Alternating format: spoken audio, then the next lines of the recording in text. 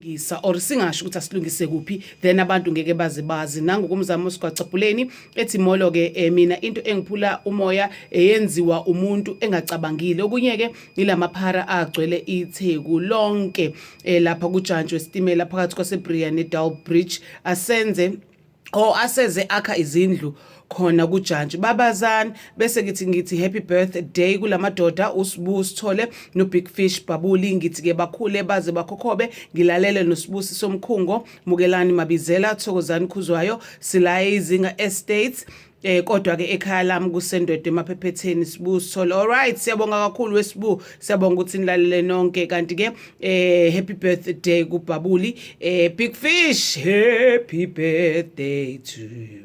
Happy birthday to you. Happy birthday. Hip hip hooray.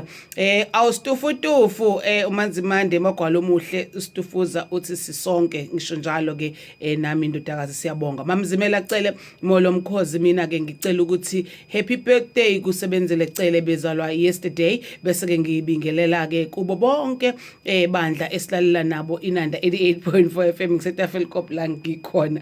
Ngiyabonga sengihlekisa elikabandla wemamzimela ungena ufakwa kanjani ubandla usho into emnandi kanje ngazi ukuthi nje kuyadabukisa lol.